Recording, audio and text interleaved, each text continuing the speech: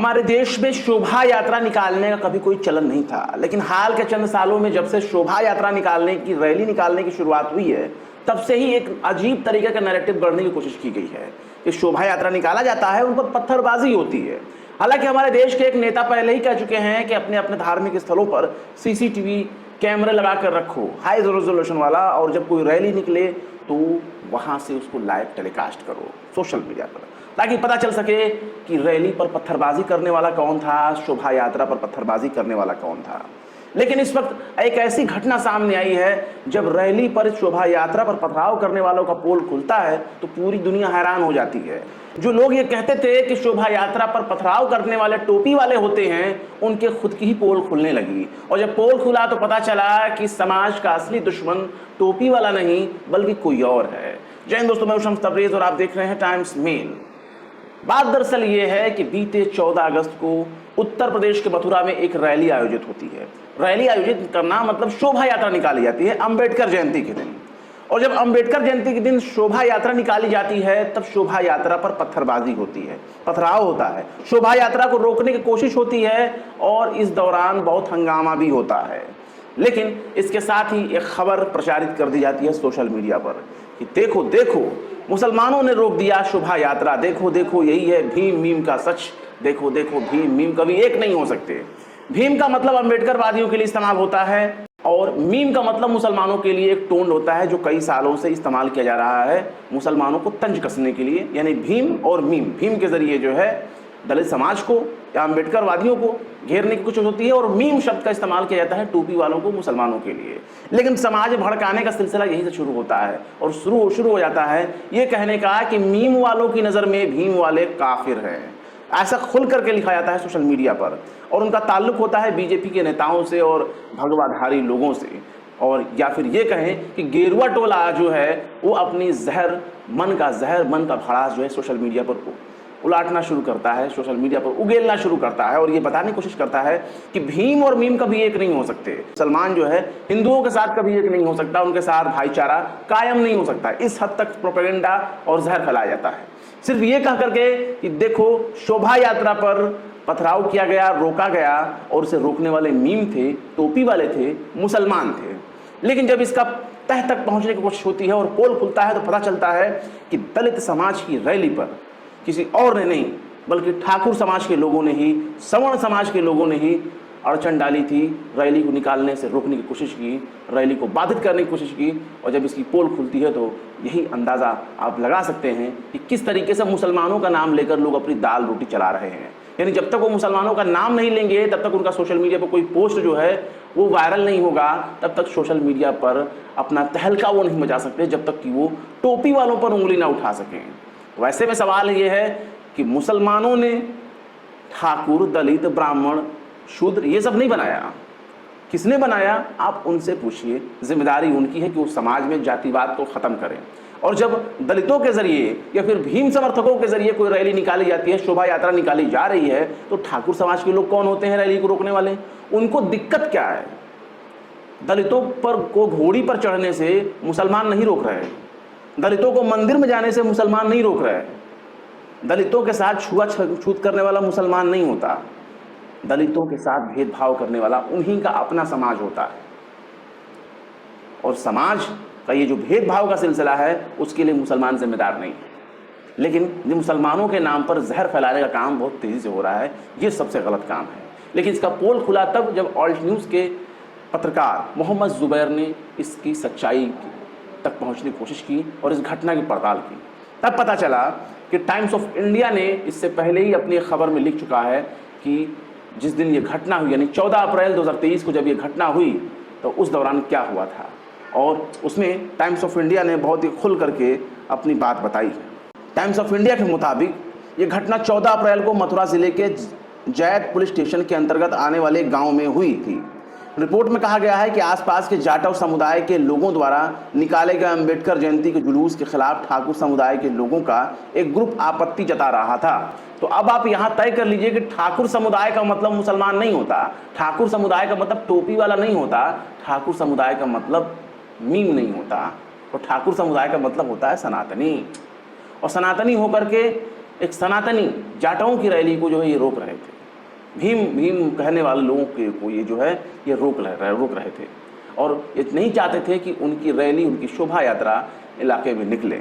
इसके साथ ही times of India ने एक स्थानीय निवासी के हवाले से कहा कि अंबेडकर जयंती से एक दिन पहले गांव में सभी समुदायों की बैठक आयोजित की गई थी। प्रस्तावित उत्सव पर किसी ने भी आपत्ति नहीं की। प्रशासन ने अनुमति मिलने के बाद पहली बार गांव में शोभा यात्रा निकाला। उच्च जाति के लोगों का एक ग्रुप अपने घरों के सामने से शोभा यात्रा के गुजरने का विरोध कर रहा था। उन्होंने जातिवादी गालियां दी और बाद में पथराव शुरू कर दिया। और इस पूरे मामले में याद रखिए, सवर्ण जातियों का जिक्र किया गया, उच्च जातियों का जिक्र किया गया, ठाकुर समुदाय का जिक्र किया गया। इसका मतलब मुसलमान नहीं होता, इसका मतलब मीम नहीं होता, इसका मतलब सनातनी होता है। और सनातनी होकर सनातनियों के रैली को रोक रहे हैं, सनातनियों के उत्सव को रोक रहे हैं, सनातनियों के शोभा यात्रा पर पथराव कर रहे हैं। ये भी कितने शर्म की बात है। और देखिए, इस मामले में 9 नामजद और 30 से 40 अज्ञात व्यक्तियों के खिलाफ जो है जुलूस रोकने और पथराव करने के आरोप में FIR दर्ज कराई गई है। अब नाम सुन लीजिए किन किन लोगों के खिलाफ मामला दर्ज हुआ है। सूरज भान 55 साल, हुकुम सिंह 24 साल, प्रताप सिंह 28 साल के रूप में पहचाने गए 3 युवकों को बाकायदा गिरफ्तार भी किया गया है और बाकी की तलाश जारी है। यानी ये पूरा का पूरा दावा पत्थर फेंकने वाला जो है एकदम फर्जी है, मनगढ़ंत है और किसी मुसलमान ने ये काम नहीं किया। और इसके उलट अगर आप फेक न्यूज़ फैलाने वालों की बात करेंगे तो फेक न्यूज़ फैलाने वाले किस तरह से जो है वो फैला रहे हैं, आप उसको गौर कर सकते हैं। अजमेर के डिप्टी मेयर, याद रखिएगा, अजमेर के डिप्टी मेयर और भाजपा युवा मोर्चा के पूर्व राष्ट्रीय उपाध्यक्ष नीरज जैन ने ट्विटर पर एक क्लिप ट्वीट करते हुए पूछा कि भीम आर्मी और मीम आर्मी के सेकुलर समर्थकों, ये पत्थरबाज क्या किसी और देश से आए हैं? इस पर आपका कोई expert comment #secularism question mark. तो ऐसे में सवाल ये है कि ये कौन थे ठाकुर समुदाय, सो कॉल्ड सवर्ण उच्च जाति के लोग जो पथराव कर रहे थे, जो रैली को रोकने वाले थे।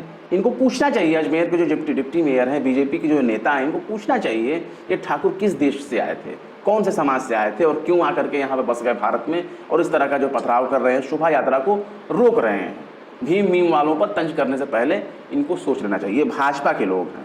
अक्सर सोशल मीडिया पर भ्रामक पोस्ट और गलत इन्फॉर्मेशन शेयर करने का एक आरोप लगता रहा है इस्कॉन कोलकाता के उपाध्यक्ष राधा रमण दास पर। और राधा रमण दास ने इस बार ट्वीट करके लिखा है कि मीम तास ने भीम तास को ईंट फेंक कर अपनी कॉलोनी में घुसने से रोक दिया। कहाँ छुपे हैं मीम भीम एकता के तथाकथित समर्थक? मीम के लिए हम सब काफिर हैं, बस उसके बहकावे में ना आए। सनातन धर्म के बैनर तले एकजुट हों और इस चीज़ को खूब वायरल किया जाता है, लेकिन इसकी सच्चाई कुछ अलग होती है। फेसबुक पर भी आप इस देख लीजिए स्नैपशॉट को, स्क्रीनशॉट को, और इसमें देखिए कि किस तरीके से शेयर किया गया था, वायरल किया जा रहा था। बहुत से लोगों ने इसको शेयर किया और आल्ट न्यूज़ ने इस बारे में बाकायदा मथुरा जिले के जो SP हैं मार्तंड प्रकाश सिंह, उनसे भी संपर्क किया और उनसे इस घटना के बारे में पूछा कि क्या इस झड़प में कोई मुस्लिम व्यक्ति शामिल था। इस पर SP ने कहा है कि इस घटना का कोई सांप्रदायिक पहलू नहीं था। वीडियो में दिखाई गई कॉलोनियों में राजपूत और ऊंची जाति के ब्राह्मण रहते हैं और विशेष कॉलोनियों में एक भी मुसलमान नहीं रहता है। आप सोच लीजिए कि जिस कॉलोनी में एक भी मुसलमान नहीं है उसमें पथराव की घटना होती है और पथराव का इल्ज़ाम लगाना शुरू हो जाता है मुसलमानों के ऊपर, जबकि उस इलाके में किसकी बहुलता है? बहुलता है राजपूतों की, बहुलता है ब्राह्मणों की, लेकिन बदनाम कौन होता है? मुसलमान। ये कितने शर्म की बात है। बाकायदा इस मामले में जो है SP ने कहा है कि इसका कोई सांप्रदायिक नज़रिया नहीं है, इस मामले में कोई सांप्रदायिक एंगल नहीं है। इसमें लापरवाही बरतने की वजह से जो है स्थानीय थाना प्रभारी अरुण पवार और पुलिस बूथ प्रभारी शैलेंद्र शर्मा को सस्पेंड कर दिया गया। बाकायदा बाइट भी एक जारी की गई थी, वो एक अलग का मसला है। लेकिन कुल मिलाकर ये सच हो गया कि पथराव करने वाले कोई भी मुसलमान नहीं थे। पथराव करने वाले एक भी टोपी वाला नहीं था, मीम वाला नहीं था। और भीमटा, मीमटा, भीम मीम इस तरह के शब्दों का इस्तेमाल सोशल मीडिया पर मुसलमानों और अम्बेडकरवादी दलित संगठनों के लिए बहुत ज़्यादा इस्तेमाल होता है। तो जाहिर सी बात है पड़ताल रखना बहुत ज़रूरी है, और बहुत ज़रूरी इसलिए है क्योंकि जब सो कॉल्ड सवर्ण और जब इस तरीके के सवर्ण लोग जब इस तरीके से कांड करते हैं तो उसे छुपाने के लिए मुसलमानों का सहारा लिया जाता है। सोचिए, आज सोशल मीडिया का दौर है तो इनकी पोल पट्टी तुरंत खुल जा रही है। अगर ये सोशल मीडिया का दौर नहीं रहा होता तो इलाके के इलाकों में दंगे होते, इलाकों में कत्लेआम होता, नरसंहार होता। लेकिन आज के दौर में सोशल मीडिया और इंफॉर्मेशन टेक्नोलॉजी का दौर है जहां फर्जी, मनगढ़ंत और झूठी अफवाहों का पोल खोलने में आसानी हो जाती है। सोचिए, फर्जी राष्ट्रवादियों के लिए कितना आसान है फेक न्यूज़ फैलाना। फिलहाल क्या कहेंगे इस घटनाक्रम के बारे में कमेंट बॉक्स में जरूर बताएं। वीडियो पसंद आए तो लाइक करें, शेयर करें और बेबाक, निष्पक्ष, स्वतंत्र पत्रकारिता को सपोर्ट करने के लिए हमारे चैनल टाइम्स मेल को जरूर से जरूर सब्सक्राइब करें और हाँ, बेल आइकन का घंटी वाला बटन भी जरूर दबा दें ताकि हमारे चैनल पर आने वाले नए वीडियो की नोटिफिकेशन आपको फौरन ही मिल जाए। फिर मिलते हैं किसी और वीडियो में एक नई खबर के साथ। शम्स तबरेज़ को दीजिए इजाजत। जय हिंद। तो देख लिया आपने हमारे इस वीडियो को। हमें उम्मीद है कि आपने हमारे वीडियो को लाइक किया होगा और दूसरों को भी शेयर किया होगा। अगर अभी तक आपने हमारे चैनल टाइम्स मेल को सब्सक्राइब नहीं किया है तो जल्दी से सब्सक्राइब कर दें और बेल आइकन भी प्रेस कर दें।